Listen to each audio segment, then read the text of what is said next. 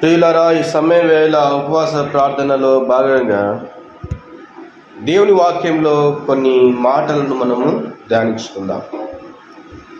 రండి, దావీదు కీర్తన దైవ ధ్యానంలో భాగంగా కీర్తనలు 32వ అధ్యాయము 6వ వచనాన్ని మనం అందరం కలిసి చదువుకుందాం. కీర్తనలు 32వ అధ్యాయము 6వ వచనాన్ని అందరము కలిసి చదువుకుందాం. కావున నీ దర్శన కాలమందు భక్తి గల వారందరూ నిన్ను ప్రార్థన చేయుదురు. విస్తార జల ప్రవాహములు పొరలి వచ్చినను నిశ్చయముగా అవి వారి మీదికి రావు. ఇక్కడ దేవుని వాక్యంలో చూస్తున్నాం ప్రియులారా. గనుక నీవు దేవుని యొక్క మాటలు వింటూ ఆయన దర్శనం ఎవరైతే పొందుకుంటూ ఉంటారో, ఆయన వాక్యమును ఎవరైతే ధ్యానిస్తూ ఉంటారో, ఆయన దర్శన కాలమందు భక్తి గల వారందరూ ఏం చేస్తారంట? ప్రార్థన చేస్తారు. దొరికే సమయం ఉన్నప్పుడల్లా భక్తి గల ప్రతి ఒక్కరూ ఏం చేస్తారంట? దేవుణ్ణి ప్రార్థిస్తారు. నదులు పొంగి పొరలి వరదలు వచ్చినా అవి వారిని ఏమీ కూడా చెయ్యవు. మన విశ్వాస జీవితంలో ఎన్నో వస్తాయంట. జల ప్రవాహములు ఏ విధంగా అయితే వస్తాయో, మన ఆత్మీయమైనటువంటి విశ్వాస జీవితంలో, ప్రార్థన జీవితంలో దేవుని యందు భయముతో భక్తితో జీవిస్తున్నటువంటి యొక్క పరిస్థితులలో అపవాదైన సాతానుడు మనల్ని ఏం చేస్తాడంట?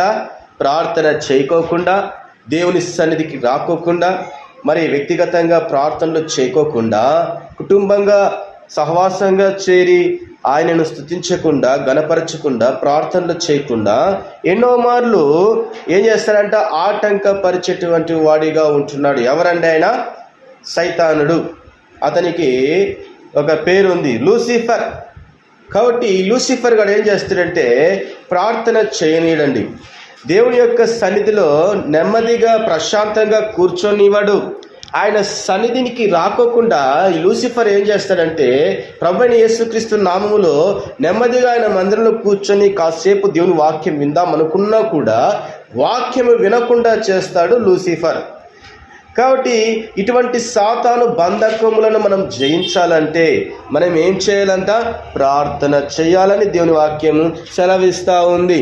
ఎవరైతే దేవుని యందు ఆయన దర్శనంలో, ఆయన యొక్క వాక్యము, ఆయన యొక్క వెలుగు, ఆయన యొక్క ప్రత్యక్షతలో నివాసం చేస్తారో అటువంటి వారు భక్తి కలిగి ప్రతి ఒక్కరూ ప్రార్థనలు చేస్తారు అని దేవుని వాక్యము సెలవిస్తూ ఉంటూ ఉన్నది.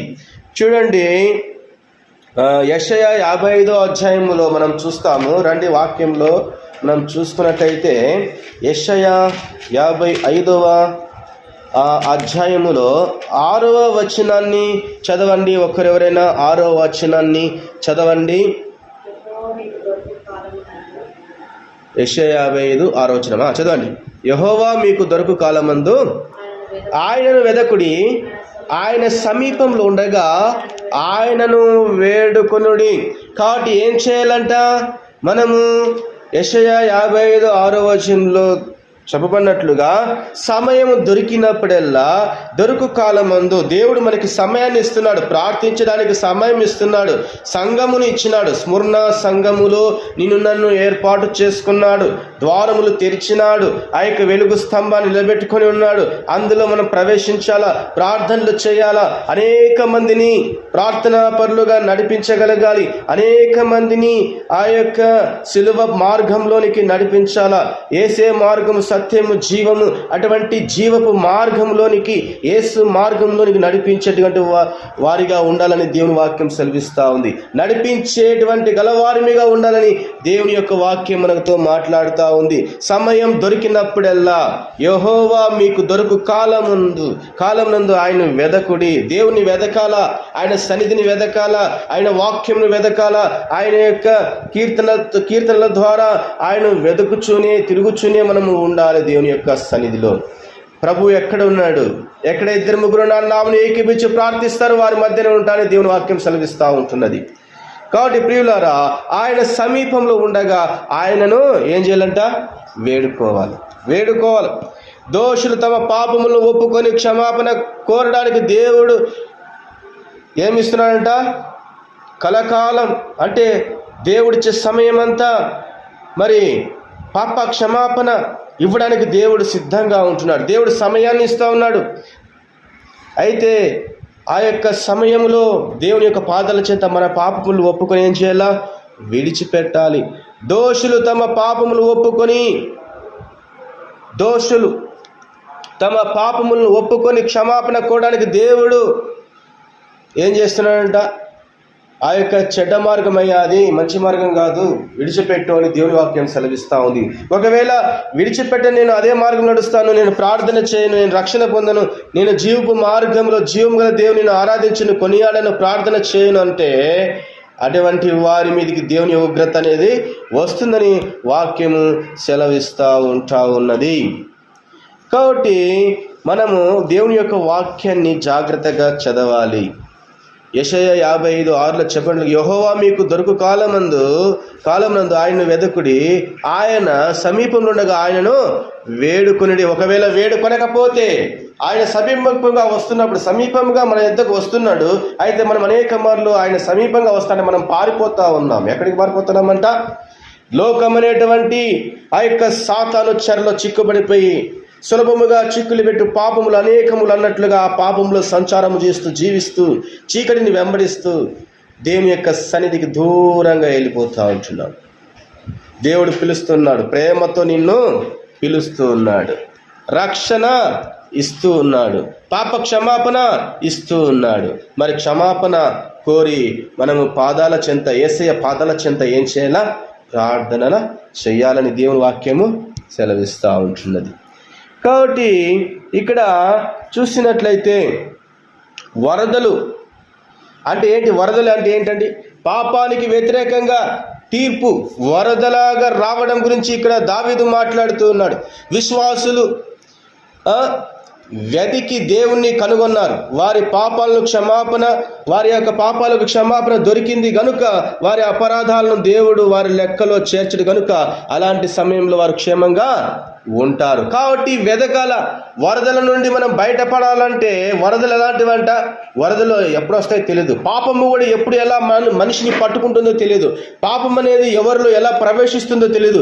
అయితే పాపమునకు మనము ఏమి ఇవ్వకూడదంట? స్థలం ఇవ్వకూడదు. పాపానికి చోటు మన యొక్క హృదయంలో ఇవ్వడానికి వీల్లేదు. పాపము వెంటబడతా ఉంది, పాపము చేయమని హృదయములో ఆశ కలిగిస్తూ ఉందంటే అప్పుడు మోకరించి ఏం చేయాలా? ప్రభువా, ఈ యొక్క పాప సంబంధమైనటువంటి వాటిని నా నుండి దూరపరచు దేవాన్ని మోకరించి ప్రార్థన చేస్తే పాపము నీ యొద్ద నుంచి ఎక్కడికి వెళ్ళిపోతుందంట? పారిపోతుంది. కాబట్టి పాపమునకు మనము దూరంగా ఉండాలి. వరదల్లాంటి పాపాలు ఎన్నో వస్తాయి. కాబట్టి ప్రియులారా, మనము దేవుని యొక్క వాక్యంలో చెప్పబడినట్లుగా దేవునికి సమయం ఇచ్చేటువంటి వారిగా ఉండాలి. ఈనాడు ఎంతమంది దేవునికి సమయాన్ని కేటాయిస్తుంటున్నారు? ప్రార్థనకు సమయం కేటాయిస్తుంటున్నామా? మనం ఎలా జీవిస్తూ ఉంటున్నాం? గనుక సమయం దొరికినప్పుడల్లా భక్తితో దేవుని యొక్క సన్నిధిలో ప్రార్థిస్తారు. ఎవరంట? భక్తులు, దేవుని యందు భయభక్తులు కలిగినటువంటి విశ్వాసులు. కాబట్టి ఎన్ని నదులు పొంగి పొర్లినా, ఎన్ని వరదలు వచ్చినా వారిని ఏమీ చేయవంట. విశ్వాసములో ఉన్నటువంటి మనలను శత్రువు అనేక మార్లు ప్రార్థన చేయకోకుండా, ఆయన సన్నిధిలో మరి ఆరాధించుకోకుండా ఎన్నో మార్లు శత్రువు మనల్ని ఏం చేస్తాడంట? ప్రేరేపిస్తాడు, ఆటంకపరుస్తాడు శత్రువు. కాబట్టి మనం భయపడవలసింది యూదా గోత్రపు సింహమైనటువంటి మన ప్రభుని యేసుక్రీస్తుకు తప్ప ఇంకా ఎవరికి భయపడే అవసరం లేదు. ఆకాశమందు నీవుండగా నేను ఎవరికి భయపడను, నీవిలోకములో నాకుండగా నేను దేనికి భయపడను, నీవిలోకములో నాకుండగా నేను దేనికి భయపడను. శత్రు సమూహము నన్ను చుట్టినా, సైతాను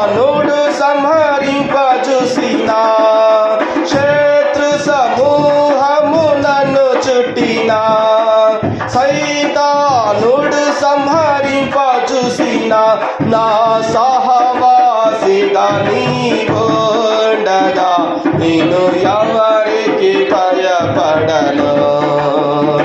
నా సహవాసిగా నీవుండగా నేను ఎవరికి భయపడను. ఆకాశమందు నీవుండగా నేను ఎవరికి భయపడను. నీవి లోకములో నాకుండగా భయపడను. లోకములో నాకుండగా నేను దేనికి భయపడను. కాబట్టి ప్రియులారా, మనము ఎవరికి భయపడాలంట? దేవునికి భయపడాలి. శత్రువులకు భయపడకూడదు.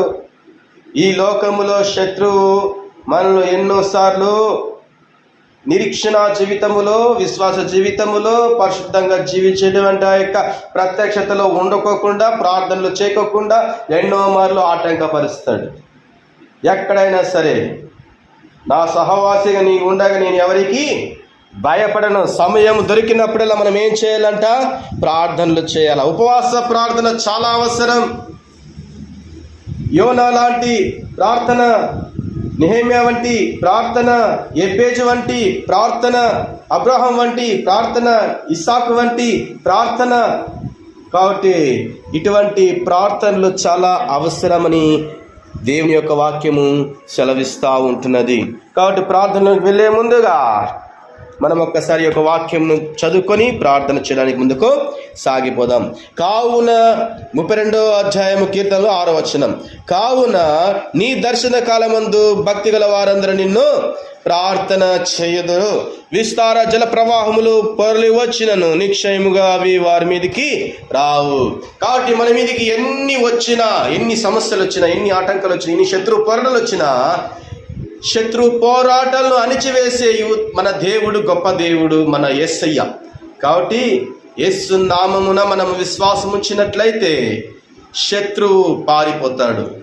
మనలో భక్తితో కూడుకున్నటువంటి ప్రార్థన చేయాలని దేవుడు ఎంతో ఆశిస్తూ ఉంటాడు. కాబట్టి భక్తి గల ప్రార్థన, దేవునికి భయపడాల, మనుషులకు కాదు. ఈనాడు ఎవరికి భయపడుతుంటున్నావు? నువ్వు మనుషులకు భయపడుతున్నట్లయితే దేవుడు నీ యొక్క ప్రార్థన ఆలకించడు. దేవునికి భయపడితే దేవుడు నీ యొక్క మొర ఆలకిస్తాడు. ఎన్ని తుఫాన్లు వచ్చినా, ఎన్ని వరదలు వచ్చినా, ఎన్ని ఆటంకాలు వచ్చినా, ఎన్ని శత్రు పోరాటాలు వచ్చినా, వాటన్నిటి నుండి దేవుడు నిన్ను విడిపిస్తాడు, రక్షిస్తాడు, కాపాడుతాడు. ఒక్క దినమున దేవుడు ఆయన రాజ్యంలోనికి నిన్ను తీసుకుని వెళతాడు. కాబట్టి రెండవ రాకడ అతి సమీపంగా ఉంది. కాబట్టి నిత్య జీవంలోనికి మనం ప్రవేశించాలని, అనేక మంది ఆత్మలు రక్షింపబడాలా, అనేక మందికి సువార్త ప్రకటించాలా. ఎంతోమంది ఎటువంటి ఇబ్బందుల్లో ఉన్నారు, ఇరుకుల్లో ఉన్నారు, కష్టాలు ఉన్నారు, బాధల్లో ఉన్నారో వారి కొరకు మనం ప్రార్థన చేయాలా. బలహీనుల కొరకు మనం ప్రార్థన చేయాలా. వారి కొరకు మనం ఎప్పుడైతే ప్రార్థనలు చేస్తామో అప్పుడు దేవుడు వారికి రక్షణ ఇస్తాడు. శత్రు సమూహము నిన్ను చుట్టుముట్టినా యేసయ్య మన సహవాసంగా ఉన్నాడు. కాబట్టి శత్రువులు మనల్ని ఏమీ కూడా చేయలేరు.